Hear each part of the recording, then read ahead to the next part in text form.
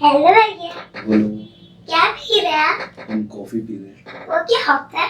Coffee coffee एक drink होता है जिसको पीने से थोड़ा एनर्जी आ जाता है। ये कैसे बनता है?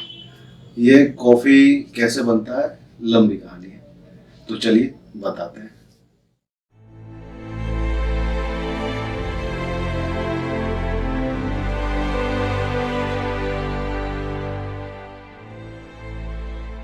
तो चलिए जानते हैं कॉफी की कहानी को, कॉफी के इतिहास को।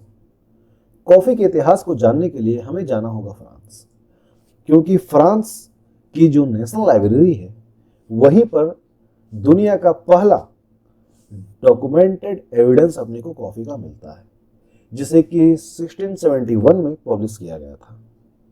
इस किताब से पता चलता है कि 9th सेंचुरी में इथोपिया के लोग कॉफी का इस्तेमाल किया करते थे, और इथोपिया के लोगों को कॉफी के बारे में पता चला 9th सेंचुरी में ही वहां के एक माली कालिद से।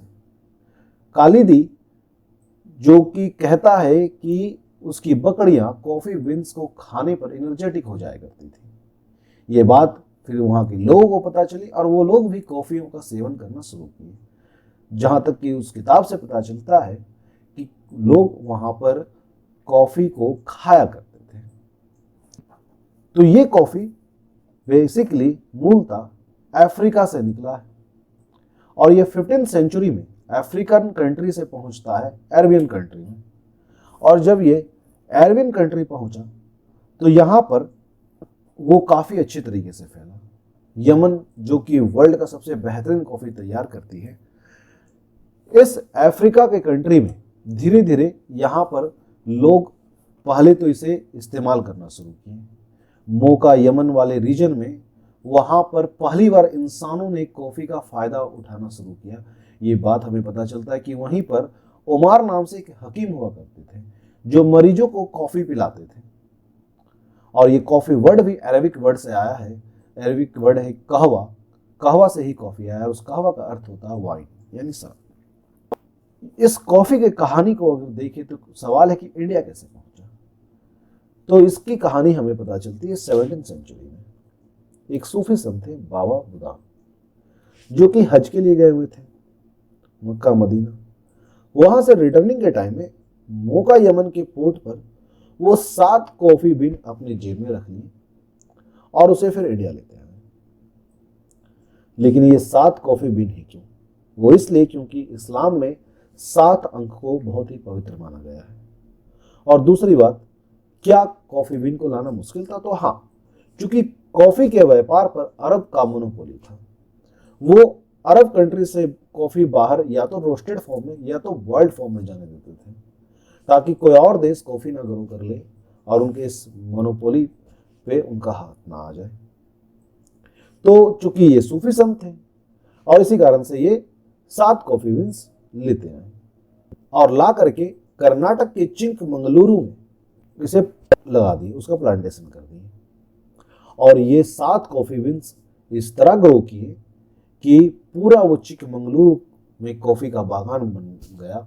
और उसी कारण से उस रीजन को हम लोग कहते हैं आज बाबा बुदान गिरी या बाबा बुदान फॉरेस्ट। और इन्हीं की वजह से आज तमिलनाडु, कर्नाटक, केरल, इन सभी रीजन में कॉफी भरा पड़ा हमें मिलता, कॉफी का पूरा बागान हमें मिलता है, जो कि काफी बड़े इंडिया के इंडस्ट्री को जन्म दिया।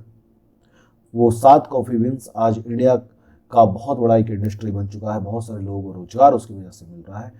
तो ये सब बाबा बुदान की वजह से।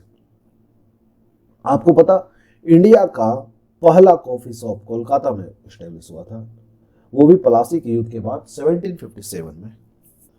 तो ये सारी बातें जिस वक्त के बारे में हो रही, उस वक्त कॉफी पीना काफी लग्जरी की बात थी। लोगों की रहीसी को उसके कॉफी बागान से आती जाती थी। 1670 का दौर था, तो उस वक्त तो ऐसा था कि जिसके पास जितना अधिक कॉफी बागान वो इतना अमीर। लेकिन हुआ क्या कि 1870 में कॉफी के बागान में फंगस लग गया और वहां से कॉफी रस्ट का कॉन्सेप्ट आता है। मतलब कॉफी को के पत्तों को या उसके बीज को ड्राई करके इस्तेमाल करने का कॉन्सेप्ट शुरू होता है। इस काम का जन्म कैसे हुआ? जब बागान में फंगस लगा, इंडिया का कॉफी इंडस्ट्री बर्बादी के कगार पर था।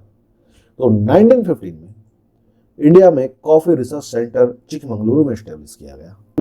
इसी रिसर्च सेंटर ने अपने बहुत सारे तरीकों को इजाद किया और उसकी वजह से 1940 में वापस से बाउंस बैक होता है इंडियन कॉफी इंडस्ट्री का और south Indian filtered coffee introduce होता है। ये साउथ इंडियन फिल्टर्ड कॉफी क्या है? वही वो जो लग्जरियस कॉफी था वो, यानी 70 to 80% कॉफी बीन्स और बाकी इसमें चियोरी नाम से एक हर्ब्स डाला जाता है और इन सबों को मिला करके साउथ इंडियन फिल्टर्ड कॉफी का इजाद होता है।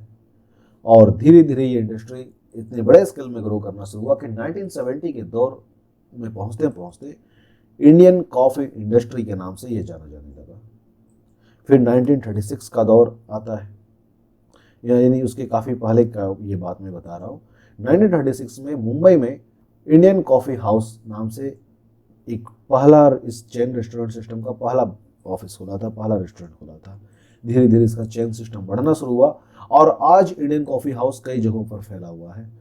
देश जब आज़ादी के करीब पहुंच रहा था उसी वक्त के दौरान 1942 में coffee board of India establish किया गया, जिसमें उस वक्त जितने भी कॉफ़ी प्रोड्यूसर कंपनी थे इंडिया के, उन सबों को मिला करके एक बोर्ड बनाया गया।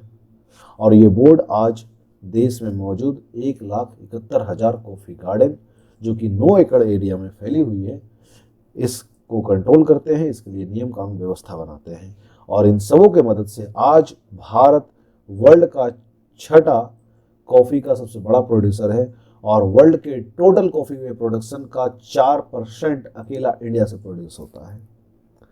तो ये थी कॉफ़ी की कहानी कि कॉफ़ी कहाँ से आई और किस तरीके से भारत तक पहुंची और बाबा बुदान के द्वारा लाया गया वो 7 कॉफ़ी बीन आज इंडिया के इतने बड़े इंपायर, इंडस्ट्री इंपायर को खड़ा कर रखा है। तो इस वीडियो में इतना ही। इस तरह के और भी इवोल्यूशन से रिलेटेड कहानियों को जानने के लिए हमारे सीरीज इवोल्यूशन से जुड़े रहें, जिसमें अगले वीडियो में हम लोग जानेंगे किसी और नए इस तरह के डे टू डे यूज वाले चीज़ों के बारे में। तब तक के लिए जय हिंद, जय भारत, वंदे मातरम।